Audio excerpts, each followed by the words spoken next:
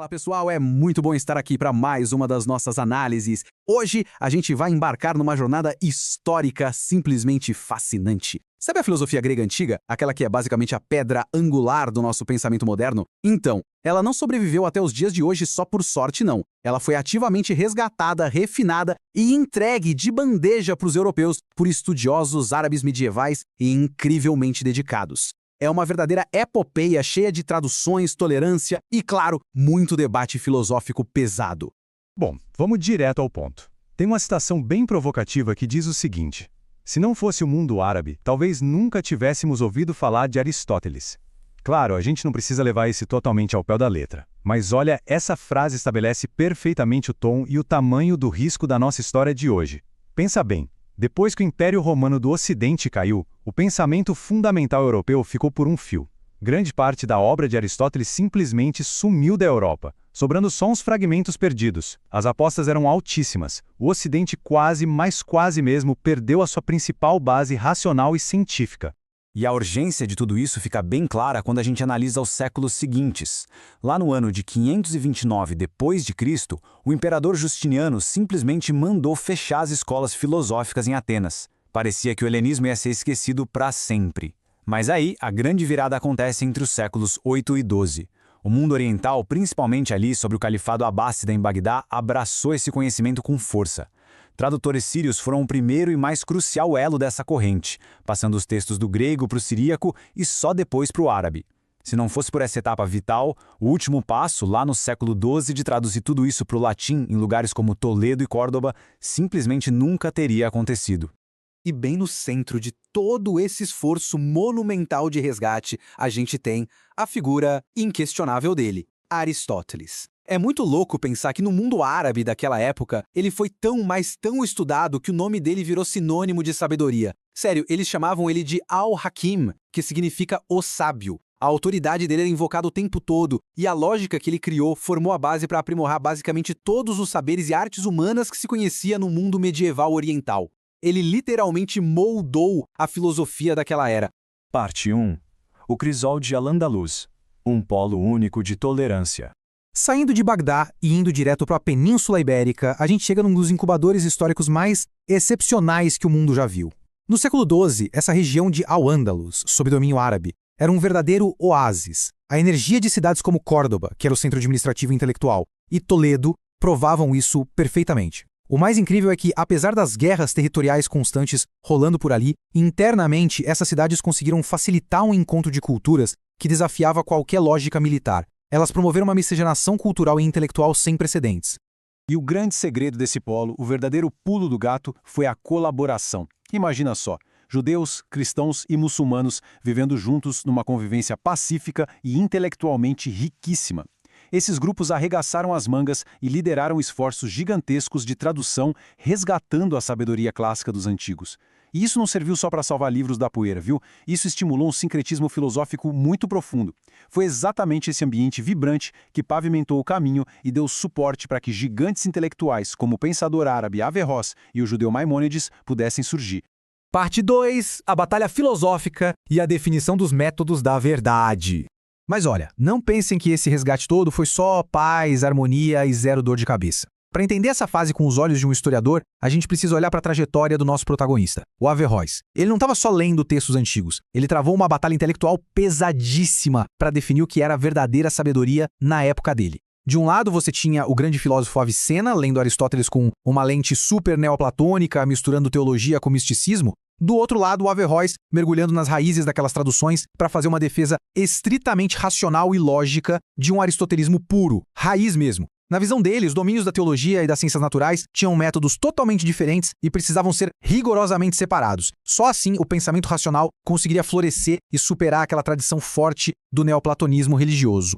E para conseguir estabelecer essa razão pura, esses pensadores recorreram a uma obra-chave, o Órganon, que são os textos fundamentais de lógica do próprio Aristóteles. Só que a lógica de Aristóteles não é exatamente uma leitura leve, né? Então, os filósofos árabes perceberam a complexidade da coisa toda, fizeram a jogada de mestre. Eles simplificaram esses conceitos super difíceis e criaram um órgão curto. Isso deixou as regras intrincadas de raciocínio muito mais acessíveis para os estudantes, criando uma base racional sólida e espalhando isso por toda a comunidade acadêmica medieval.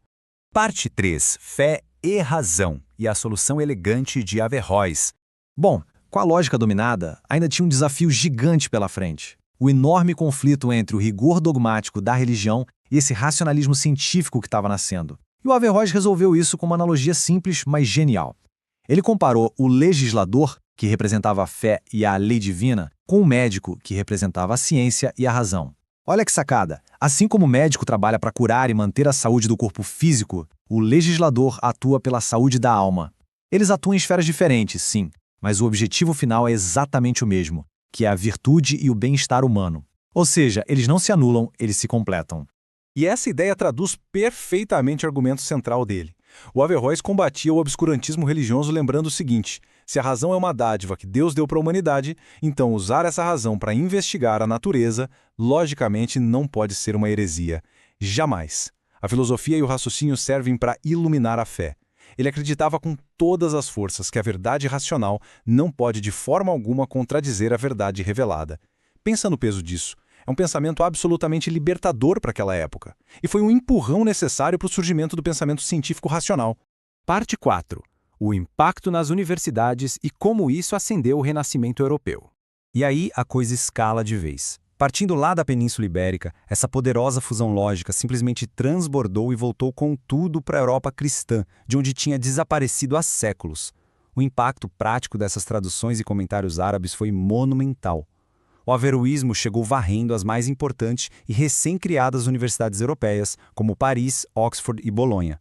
Ele ajudou a moldar a própria organização educacional dessas instituições, que agora focavam forte na lógica e nas artes liberais.